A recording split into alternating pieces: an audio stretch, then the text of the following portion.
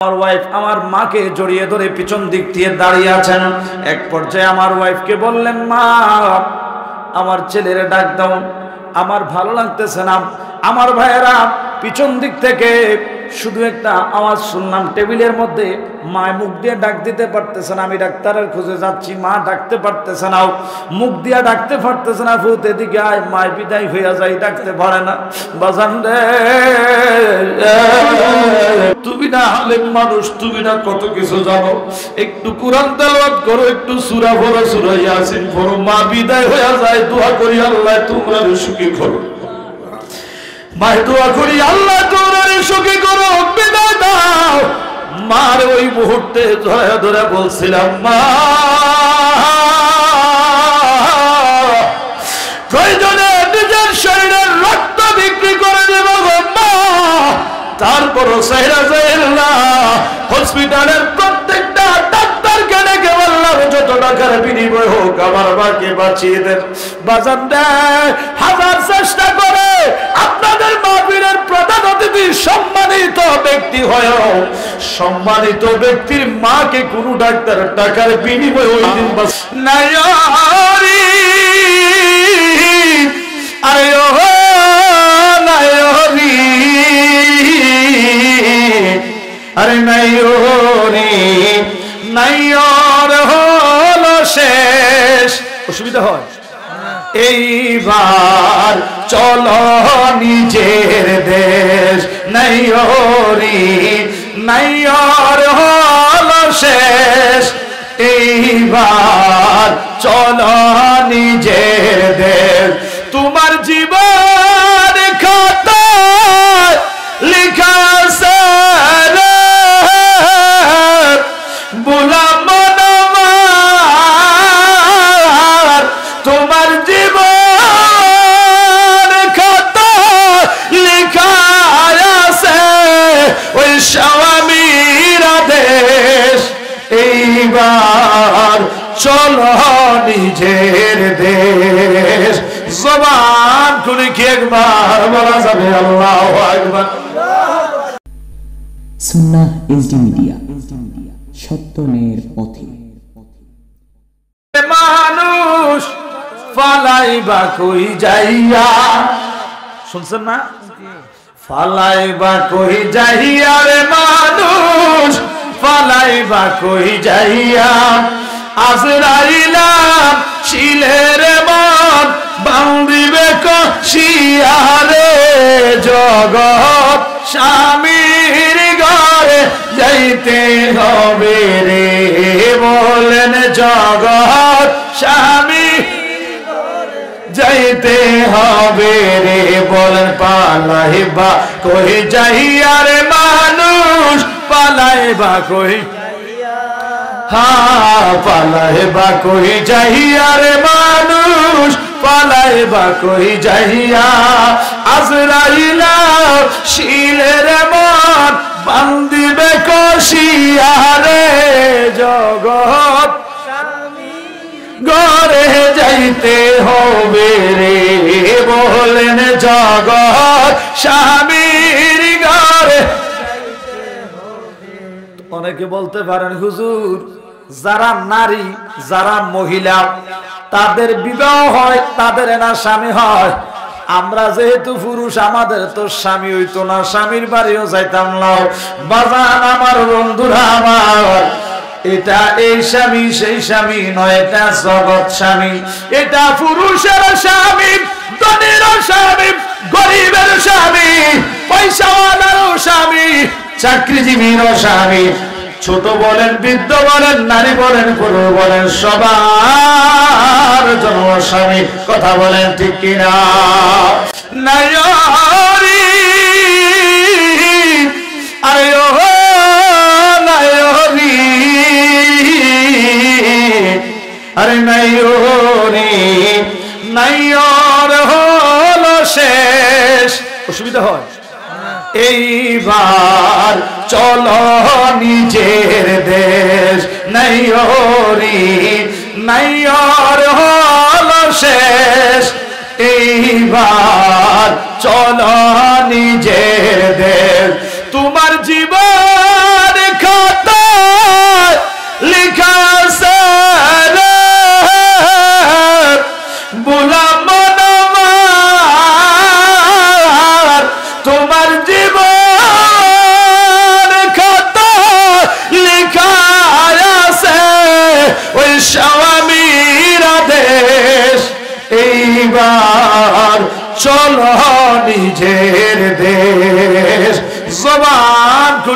একবার বলা যাবে আল্লাহু আকবার।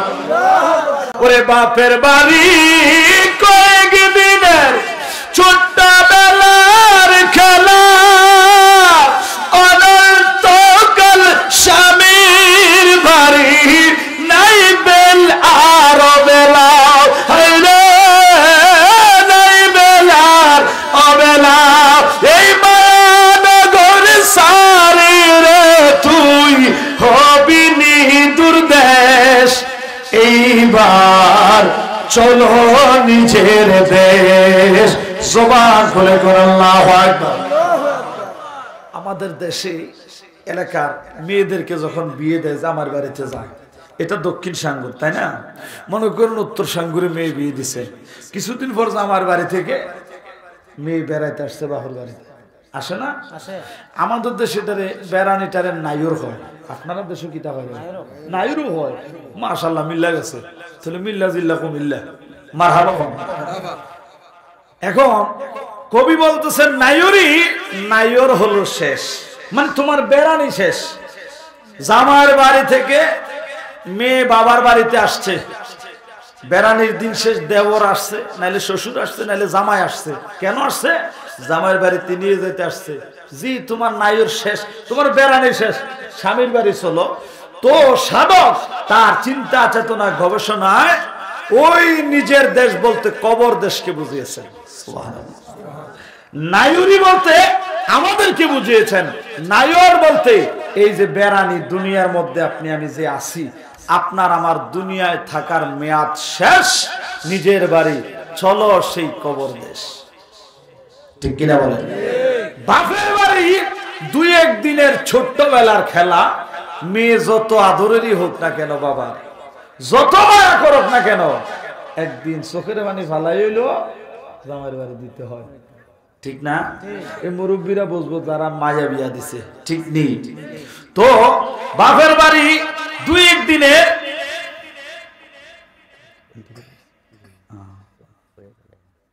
নাম কি এই গ্রাম কোন সময় 11টা সবাই ইন্না লিল্লাহি বলেন, ইন্না লিল্লাহি ওয়া ইন্না ইলাইহি রাজিউন। হ্যাঁ দেখছেন, মৃত্যুর কথা বলছি, এদিকে অপরদিকে হাই হাই আল্লাহু আকবার।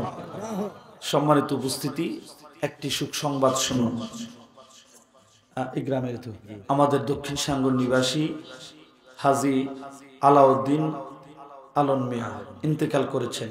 তো 11টায় সবাই পড়ুন ইন্না লিল্লাহি ওয়া ইন্না ইলাইহি রাজিউন। এটাই জীবন, এটাই জীবন, সেকেন্ডের ভরসা নাই। ঠিক কিনা বলেন? তো এখানে আমরা যারা আছি, আমরা এই মুহূর্তে কি করতে পারবো? বড় জোর আমরা তার জন্য দোয়া করতে পারবো। আলম মিয়া ইন্তেকাল করেছেন, আমরা আজকের মাহফিল থেকে দোয়া করি আল্লাহ পাক রব্বুল আলামিন তিনার জীবনের জানা জানা সমস্ত গুনাহগুলি ক্ষমা করে আল্লাহ যেন তাকে জান্নাতবাসী হিসাবে কবুল করে, বলে আমিন। সবাই মহব্বতে বলেন আমিন, আরেকবার বলেন আমিন। বাজান আমার, আশা করি এই মুহূর্তে আপনাদের আর বোঝার বাকি নাই বন্ধুরা। ও যুবক ভাইরা গো, গতকালকে ঠিক এই সময় আনল মিয়া এই গ্রামে বেঁচে ছিল। আজকে এই মুহূর্তে তার স্বজনেরা কান্দে। ও মুরব্বী বাবাজিরা, যুবক ভাইরা গো, এই যে আমাকে দেখেন, আমি আমার ঘর থেকে, আমার পরিবারের কাছ থেকে, আদরের পরিবার পরিজন ছিল সন্তানের কাছ থেকে বিদায় নিয়ে আপনাদের কাছে আসলাম। এখান থেকে যে সুস্থভাবে হায়াতে বেঁচে আবার এই আদরের পরিবারের কাছে ফিরে যেতে পারো, এর কোনো গ্যারান্টি নাই। এই জন্য কবি বলেছিল, দো দিন কে জিন্দগি হে দো দিন কে মেলা। ও যুবক ভাইরা, দুনিয়ায় আসার সিরিয়াল আছে, যাওয়ার কোন সিরিয়াল নাই, যাওয়ার কোন সিরিয়াল নাই। বাজান রে, আপনার আমার সবচেয়ে নিকটবর্তী যে জিনিস, সেটা হলো মৃত্যু। এই মৃত্যু থেকে আপনি আমি যতই পালায়ন করি না কেন, যতই লুকিয়ে থাকতে চেষ্টা করি না কেন, যত বড় ডাক্তার এমবিবিএস আপনাদের কাছে যায় না কেন? ও সাঙ্গুরের মুসলমান, হায়াতের বাজে শেষ হইতে দেরি, আমার আল্লাহ আজরাইল ফাটাইতে দেরি করবে না। একটা সেকেন্ড তো আর সময় পাবেন না। এই যে আজকে দক্ষিণ সাঙ্গুর গ্রামের হাজী আলাউদ্দিন মিয়া অর্থাৎ আনল মিয়া ইন্তেকাল করলেন, 11টার সময় তিনার শেষ নিঃশ্বাস ত্যাগ করা হয়েছে। এই নিঃশ্বাস ত্যাগ করার পর আজ রাত 11টার পর থেকে সমস্ত আমলের দরজা তার জন্য বন্ধ হয়ে গেছে। চাইলেও একটা বার আল্লাহরে আল্লাহ বলে ডাকতে পারবে না গো। চাইলেও আগামী দিনের সকাল ফজরের নামাজটা পড়তে পারবে না। চাইলেও একটা বার আল্লাহর কাছে তওবা করতে পারবে না। অথচ আল্লাহ বারবার কোরআনুল কারীমে আল্লাহ ডেকে ডেকে বলেছে, আল্লাহ কোরআনে কত সুন্দর করে আদর করে ডেকে বলেছে, ইয়া আইয়ুহাল্লাযীনা আমানু তুবু ইলাল্লাহি তাওবাতান নাসুহা।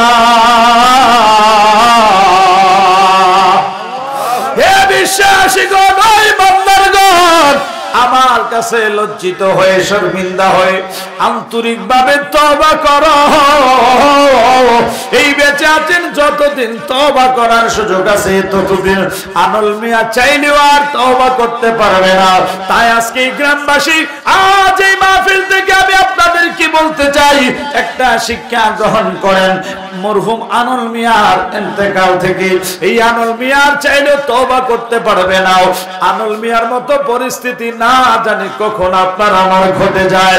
এই পরিস্থিতিটা ঘটে যাওয়ার আগে একটু দিলটাকে নরম করে দেন, একটু অন্তরটাকে নরম করে আল্লাহর পথে আসেন, দিনের পথে আসেন, আল্লাহর ঘর মসজিদের মুসল্লি হয়ে যান, মা বাবার আদর্শবান সন্তান হয়ে যান। মা বাবার অবাধ্য হয়েন না, মা বাবার মনে কষ্ট দিয়েন না। দিলটাকে নরম করে অতীতে যা করেছেন আল্লাহর কাছে বলেন, আল্লাহ ভুল করেছি, অন্যায় করেছি, অপরাধ করেছি, ক্ষমা করে দাও। আমি জানতে চাই রে সাঙ্গুরের মুসলমান, বলুন তো দেখি, আপনার আমার জানা জানা ইচ্ছা অনিচ্ছা ছোট বড় গুনাহ অপরাধ গুলি ক্ষমা করে দেওয়ার মালিক যিনি, বলেন তিনি কে? আরো জোরে ভাইরা আমার, বন্ধুরা আমার, আল্লাহ আদরের বান্দাকে আরো অপশন দিয়েছেন। আল্লাহ আরো বলে, বান্দা আল্লাহ তাকনাতু মির রাহমাতিল্লাহ। উলামায়ে কেরাম আছেন, জিজ্ঞাসা করেন, আল্লাহ কোরআনে বলেছে লা তাকনাতু মির রাহমাতিল্লাহ। আল্লাহ কই রে বান্দা, আমার রহমত থেকে নৈরাশ হইস না, আমার রহমত থেকে দূরে সরে যাস না। বান্দারে ভুল করেছিস, গুনাহ করেছিস, অন্যায় করেছিস, অপরাধ করেছিস, আমি আল্লাহর কাছে ক্ষমা চা, মাফ চা, তওবা কর, আমি আল্লাহ তোদেরকে ক্ষমা করে দেব। কথা বলেন ঠিক কিনা? এই জন্য সময় থাকতে সময়ের মূল্যায়ন করেন, সময় থাকতে সময়ের দাম দেন। কথায় আছে, দাঁত থাকতে দাঁতের মূল্য দিতে হবে, আর না অসময়ে হায় হায় সারা কোনো উপায় থাকবে না। জবান করে বলেন ঠিক কিনা? ওরে দিন থাকিতে কোহরে মন পরকালের ভাবনা, সবাই বলেন দিন থাকিতে কোহরে মন পরকালের ভাবনা, আশ্রয় একা যাইবা একা, সঙ্গে কেহ যাবে না। আল্লাহুম্মা সাল্লি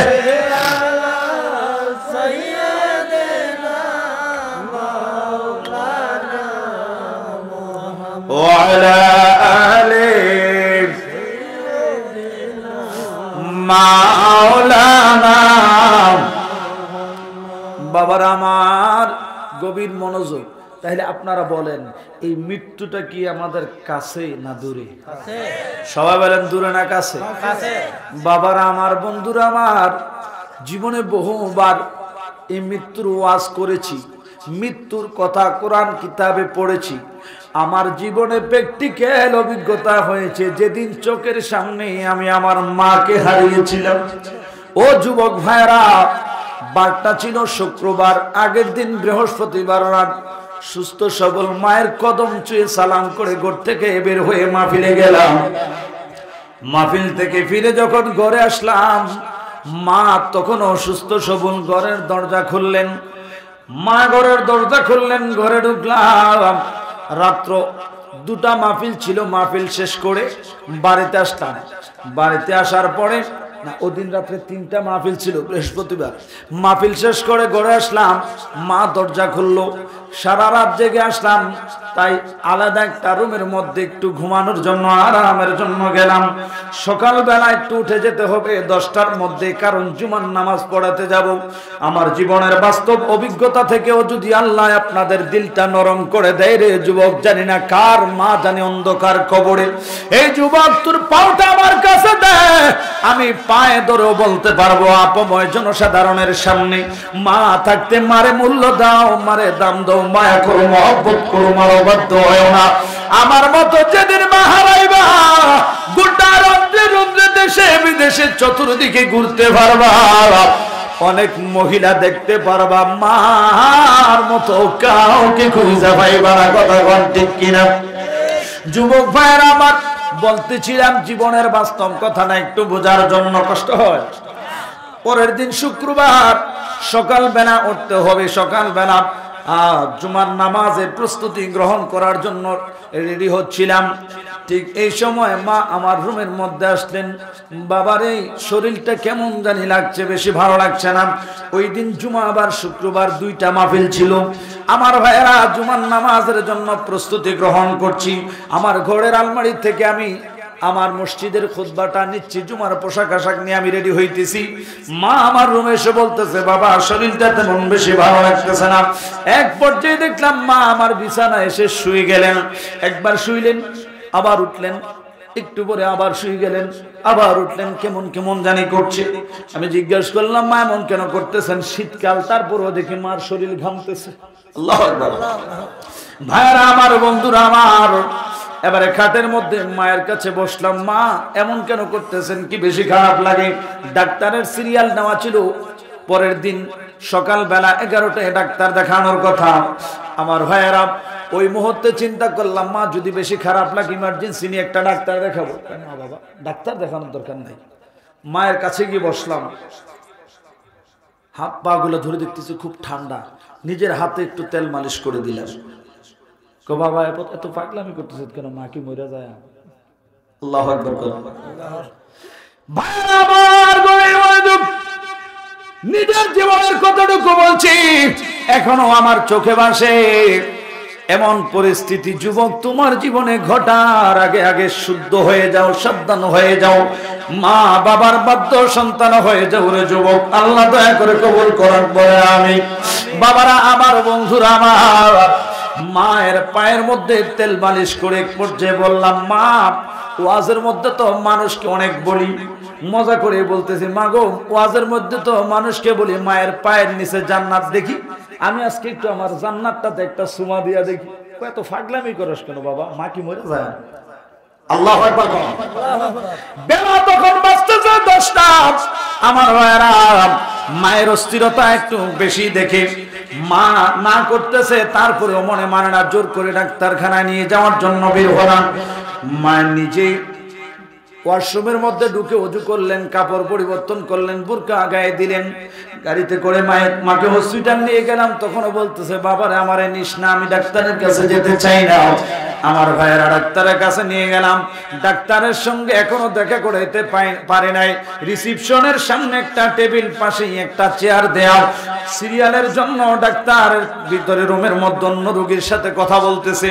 হয়তো এরপরে আমি আমার মাকে নিয়ে ডাক্তারের সাথে কথা বলবো, পরিস্থিতি কি সেটা দেখাবো।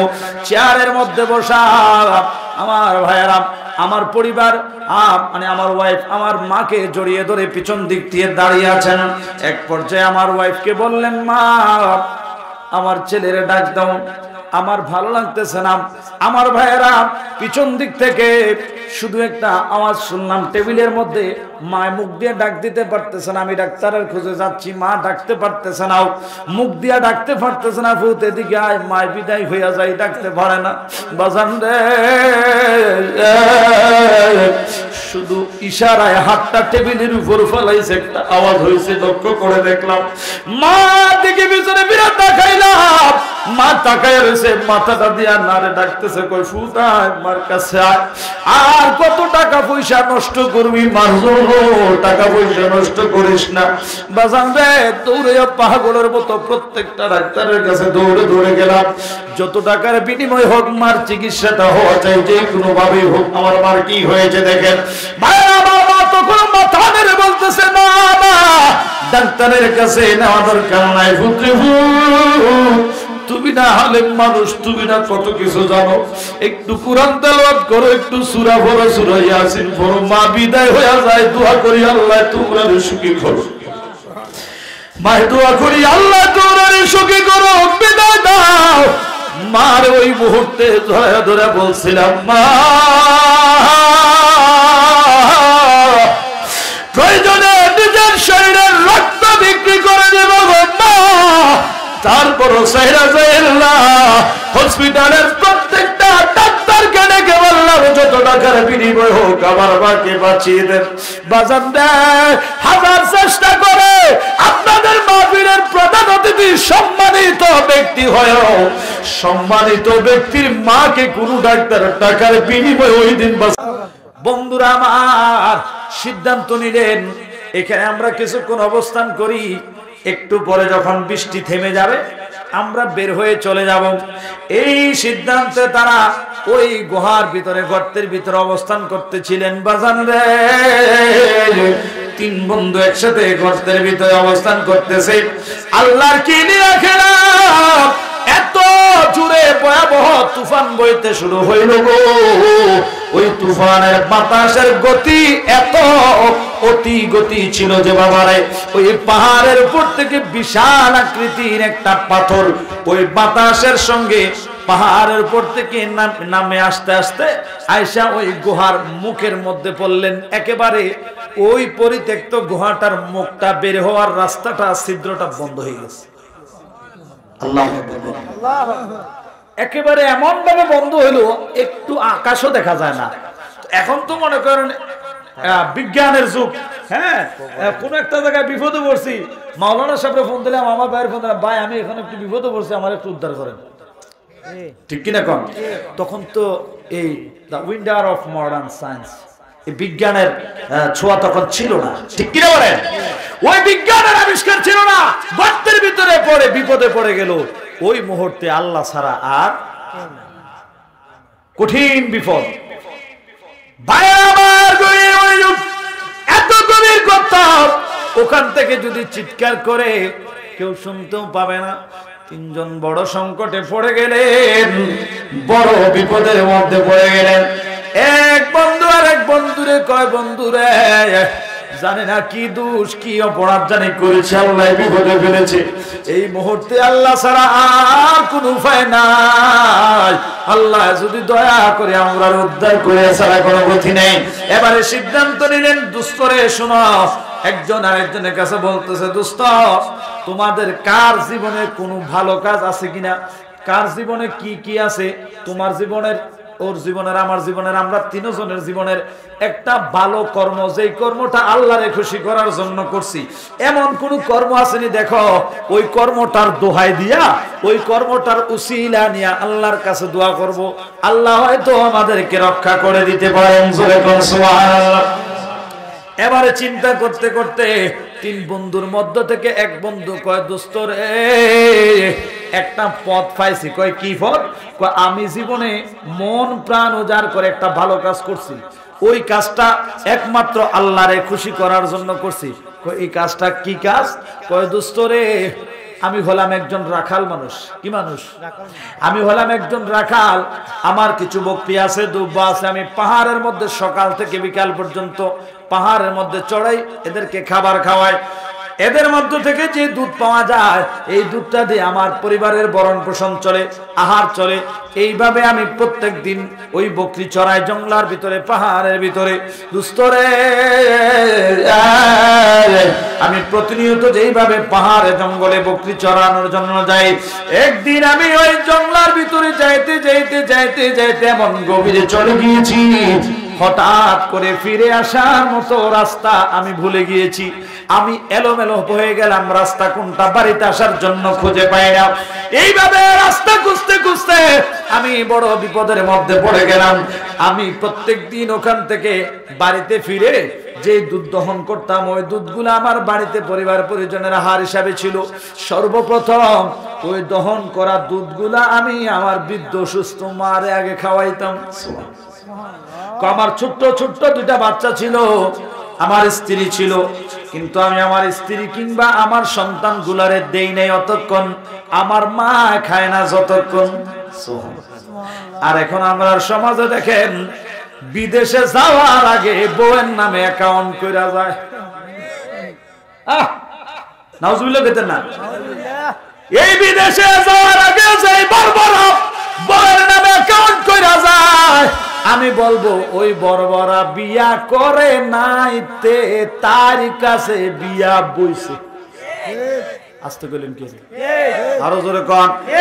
ওরে সুন্দর একটা নারী পারে, আরে ও যুবক ভাই মারে, তোমরা যাও না ভুলে এই সংসারে, বারে মাবি নে তোর কেউ নাই আপন ভুলাম এই সংসারে।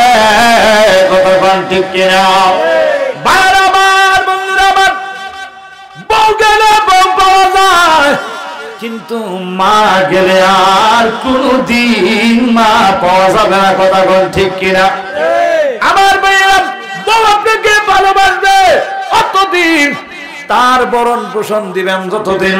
বউ আপনারে ভালোবাসবে স্বার্থের কারণে। দেশের সমাজে এমনও দেখা যায়, স্বার্থে যদি আঘাত পড়ে রে ভাই, তুমি বাইরে সাইরা দিয়া বইনে আর নাই, অন্য ভাইয়ের হাত ধইরা ফালায়া গেছে, এমন খবর আছে না নাই? এ কথা কোন আছে না নাই? এমন বড় ঘটনা বাংলাদেশে ঘটেছে। অনেকে আমরার কাছে দোয়া চাই, হুজুর আমার বউরে আজ 5-6 মাস ধরে ফোনও পাই না হুজুর। আরে বড় বড় এখন দোয়া চাই লাভ হবে কি? বউ ফিরা পাওনের দোয়া আমরা হুজুররা শিখছি না। কথা কহ, আগে কইছিলাম ওইটা বুঝছ না তো। ঘটনা কি? কই হুজুর আমার 5 বছরের জীবনের সব অর্জন আমি সপ্তাহে দিছি, মন প্রাণ উজাড় করে ভালোবাসছি গো হুজুর, আমারে দাগা দিছে, আমারে সেকা দিছে। আমি কই তুমি এখন বেকা হইয়া হইয়া থাকো।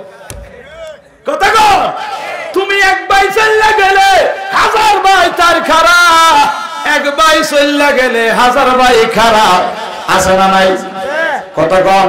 তালতো ভাই, খালতো ভাই, আরাতো ভাই, ফারাতো ভাই, ভাইয়ের তার শেষ নাই। কথা কন ঠিক কিনা? তো বিদেশে বদিল্লা দেয়, আর তাই ওই ফারকে যায় বয়ফ্রেন্ড লইয়া ঘুরে। হাসান আমি সুযোগ আমরা কইরা দিছি, ঠিক কিনা কন? আল্লাহ এগুলা থেকে আমাদেরকে হেফাজত করুক, বলেন আমিন। ওই গ্রামে বাঙ্গা ঘরে মা পুষ মাসের শীতে, মাঘ মাসের শীতে কত কষ্ট পায়। আর একটা চাকরি হইতে না হইতে ফ্ল্যাট বাড়ি লইয়া বউরে লইয়া শহরে ভাড়া থাকে, আছে না নাই? বাজার আমার গভীর মনোযোগ। ওই পরিবার, ওই স্ত্রী আপনাকে স্বার্থের জন্য ভালোবাসবে। স্বার্থহীন ভালোবাসা যদি পৃথিবীতে কারো থেকে থাকে, সেটা হলো নিঃস্বার্থ ভাবে ভালোবাসা, একমাত্র মা এবং বাবা। কথা কোন ঠিক কিনা?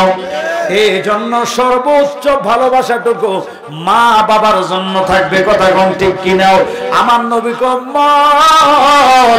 যে মা বাবারে ভালোবাসলো, মা বাবারে সন্তুষ্ট রাখলো, মা বাবার সন্তুষ্টিতে আল্লাহর সন্তুষ্টি পাওয়া যায়। অনুরূপ ভাবে মা বাবার সন্তুষ্টিতে আল্লাহ অসন্তুষ্ট হয়ে যায়। এই জন্য দুনিয়া একদিকে, মা বাবা একদিকে, বেঁচে আছে যতদিন মন প্রাণ উজাড় করে খেদমত করবো ততদিন। কথা কোন ঠিক কিনা? ছেড়ে দিলাম আমার গভীর মনোযোগ। ওই যুবক বাড়িতে যায়, স্ত্রীরও দেয় না, সন্তানেরও দেয় না।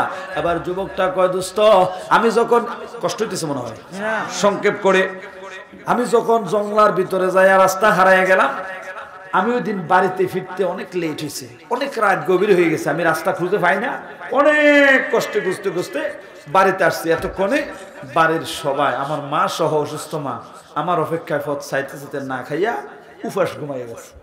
আল্লাহ আকবার, সবাই ঘুমাইয়া গেছে। ওই মুহূর্তে আমি বাড়িতে ঢুকার পর ক্ষুধার্ত পেট নিয়ে ঘুমাইছে তো ছোট বাচ্চা, পেটের ক্ষুধায় বাবার কণ্ঠের আওয়াজ শুনি দুইটা বাচ্চা দৌড়ে আসা দুই দিক দিয়ে এসে আমার দুই পায়ের মধ্যে দইরা কান্নাকাটি শুরু করেছে, আব্বু সারাদিন আম্মু কিছু খাইতে দেয় নাই, আমাদেরকে খাবার দাও, বড় ক্ষুধা লেগেছে। আল্লাহু আকবার। ওই যুবক ডাক দেয়া কয়, দোস্ত রে, সারা দিনের অনাহারি আমার মাসুম শিশু দুটা বাচ্চা আমার দুই পা ধরে কান্দে, বাবা গো খাইতে দাও, কিছুই খাই নাই। ওই মুহূর্তে আমি আমার দুই পা থেকে আমার দুইটা সন্তানের সরাইয়া বললাম, তোমাদেরকে পড়ে দিব, আগে তোমাদের দাদু খাবার খাবে। এই কথা বলে ওই ক্ষুধার্ত মাসুম বাচ্চাগুলোর সরাইয়া আমার স্ত্রীর দিই নাই, সরাসরি আমার মায়ের বিছানায় চলে গেলাম। যাইয়া দেখি মা ঘুমায়। ওই মায়ের কাছে যাইয়া এবার মার জাগনায়া তুললাম, মায়ের কদমে ধরে মারে তুললাম, তোলার পরে মায়ের হাতে খাবার দিলাম। মা জিজ্ঞেস করলো, তোমার ছেলে এবং সন্তানদেরকে খাওয়াই? শুনি আমি বলছি, না মা, আগে আপনি খাবেন, তারপরে ওরা খাবে। এই অবস্থা দেখে মা আবেগে আপ্লুত হয়ে আমার দিকে তাকাই, আরে বাসা তুই বুঝি মারে এত ভালোবাসাস? এই কথা বলে মা কেঁদে দিলেন। আল্লাহর দরবারে হাত বাড়ায়া মা আমার মঙ্গল কামনা করে আল্লাহর কাছে দোয়া করলেন। আমার মনে হয় এই কাজটা আমি সব সময় আল্লাহরে খুশি করার জন্য করতাম। আমি আমার পরিবারের চাইতে আমার মারে বেশি ভালোবাসতাম। এই কাজটা আমার মনে হয় আল্লাহর কাছে পছন্দনীয় কাজ। চলো তাহলে তিনজন এই কাজটা আর উসিলা নিয়ে দোয়া করি। বন্ধুরে, কিতাব সাক্ষী দেয় এই সন্তানের ওই মায়ের সেবা খেদমতের কর্মটাকে উসিলা করে যখন তিন বন্ধু বন্দি গুহার মধ্যে হাত বাড়াইলো, এখনো হাত নামায় না। মুহূর্তে দেখতে পাইলেন ওই গুহার মুখের মধ্যে যে পাথরটা এসে রাস্তা বন্ধ করে দিল, এই পাথরটা গুহার মুখ থেকে একটু সরে বের হওয়ার মতো রাস্তা অটোমেটিক আল্লাহ করে দিলেন। আরো জোরে। তাহলে মা বাবার খেদমত দোয়ার দাম আছে না নাই? আরো আসতে বলেন, আছে না নাই? এই জন্য আমরা সবাই মা বাবার খেদমত করতে চাই কি চাই না? আমার নবী বলেন, আমি করিনি, করিতে পারিনি পিতা মাতার খেদমত, করিও আমার মা, করিও আমার মা। ও দক্ষিণ সাঙ্গরের মুসলমান, পরিশেষে একটা কথাই বলবো, যে কথাগুলি শুনলেন এখন শুধু মানা দরকার। আল্লাহ যেন সবারই আমল করার তৌফিক দান করে, কোন আমিন। পরকালের সম্বল অর্জন করার এবং মা বাবার বাধ্য সন্তান হয়ে মা বাবার খেদমত করার মতো ওই মন মানসিকতা আল্লাহ আজকের এই মাহফিল যে যেখান থেকে শুনেছেন, আল্লাহ সবাইরে ওই তৌফিক ও মন মানসিকতা দান করুন। জবান খুলে সবাই মহাব্বতে কোন আমিন।